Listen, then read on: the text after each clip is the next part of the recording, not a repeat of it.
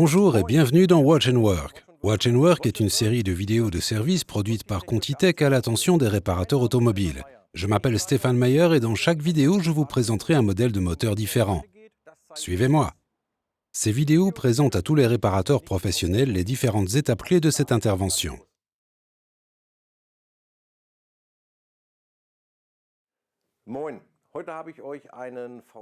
Nous avons ici un moteur 2 litres à rampe commune d'une puissance de 110 kW issu d'une Volkswagen Jetta de 2015 portant le code moteur CUUB. Je vous ai déjà présenté ce moteur dans une autre vidéo consacrée au remplacement de la courroie d'entraînement d'arbre à cames. Aujourd'hui, nous allons nous occuper de la courroie de pompe à huile. Pour la remplacer, nous avons besoin de la courroie CT1218, de notre Toolbox V08 et d'un grand outil de retenue.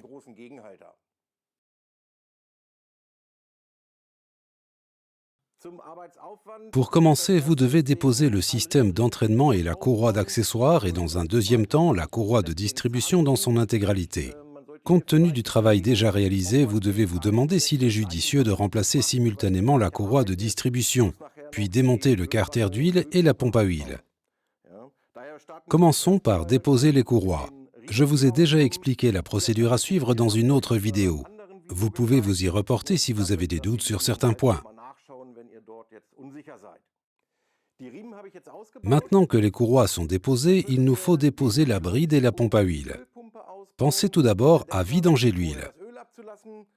Il nous faut ensuite dévisser ce pignon d'entraînement et pour ce faire, nous avons besoin de cet outil de retenue.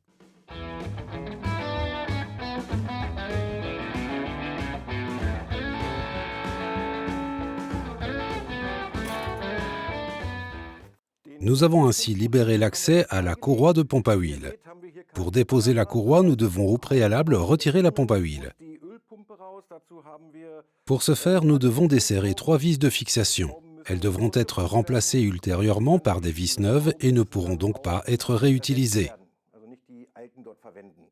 Donc maintenant, je vais tout simplement déposer la pompe.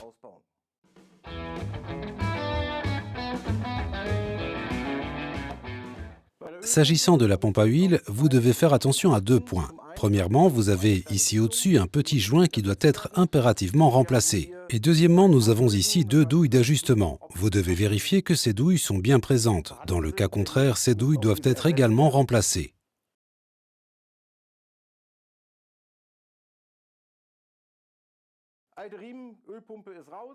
Venons-en maintenant au remplacement de la courroie. Prenez la courroie neuve et mettez-la en place avec la pompe à huile. Il n'y a aucun dispositif de mise en tension. Toute la tension est exercée par la pompe.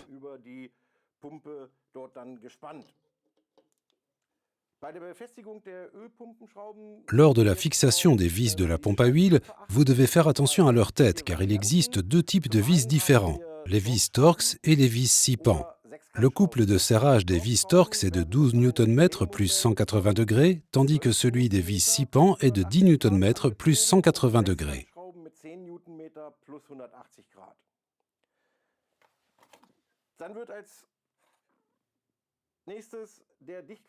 Procédez ensuite à la repose de la bride d'étanchéité. Là encore, il en existe de 2 sortes, avec ou sans douille d'ajustement. Je n'ai pas besoin de cette douille pour ce type de moteur.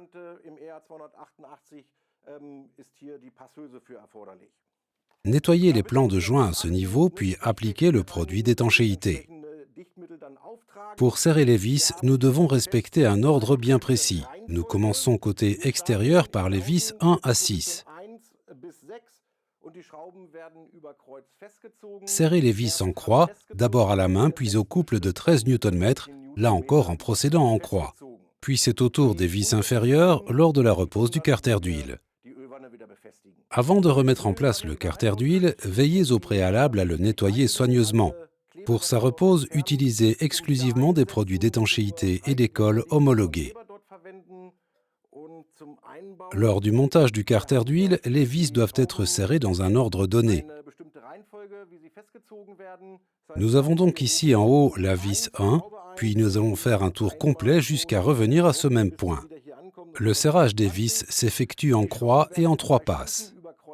Pour la première passe, nous commençons par un couple de serrage de 5 Nm. Lors de la deuxième passe, les 3 vis les plus grandes, côté transmission, sont serrées à un couple de 40 Nm. Enfin, lors de la troisième passe, toutes les vis périphériques sont serrées à un couple de 13 Nm et toujours en croix. Il est temps maintenant de remettre en place le pignon d'entraînement et la vis de manière à pouvoir reposer la courroie. Lors de cette opération, veillez à respecter les points suivants. La vis doit être remplacée et la vis neuve serrée à un couple de 180 Nm plus 135 degrés. Ce serrage de 135 degrés peut être réalisé en 2 fois, un premier serrage de 90 degrés et un second de 45 degrés.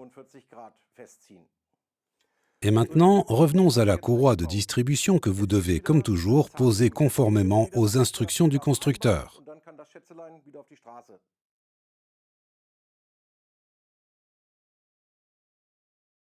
Bon, vous y êtes presque, il ne vous reste plus qu'à vérifier que vous avez remonté toutes les pièces. Respectez les instructions du constructeur et plus particulièrement les couples de serrage. N'oubliez pas, à trop serrer une vis, elle finit par casser.